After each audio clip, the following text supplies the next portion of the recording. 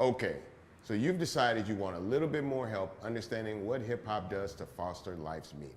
No problem, that's what the bonus reel is for, and that's what I'm here for. So let's get started with a few more examples about that.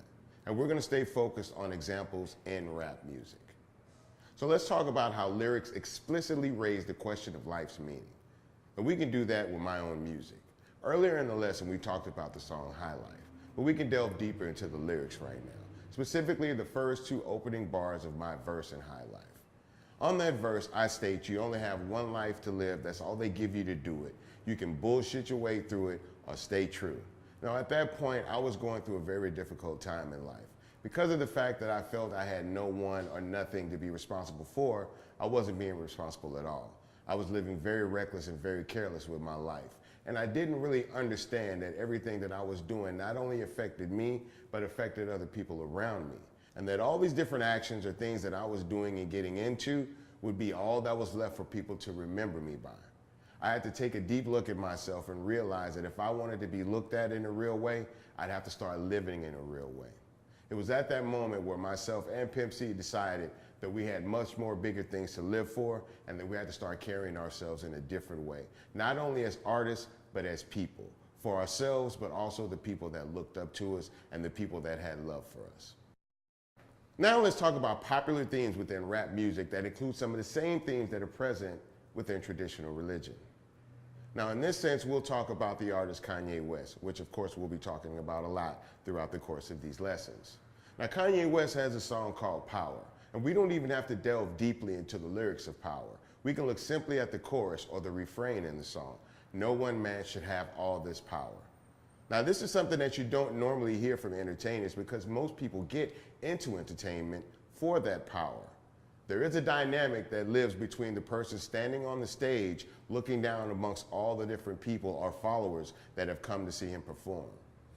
Even an artist like Kanye, who takes great pride in putting together an incredible production and standing very tall on that stage amongst his followers, understands that that very power can be intoxicating.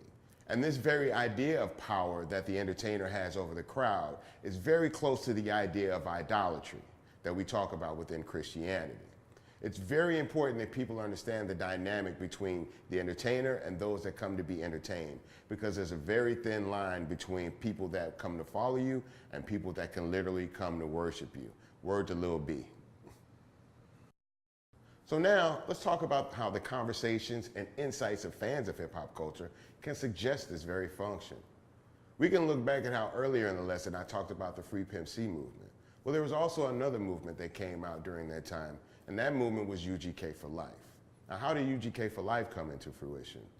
After Pimp C's incarceration, many people suggested that the group UGK was done for because very few people had come from years of incarceration to be able to come back into the public and still have a fruitful career. I refused to buy into that notion.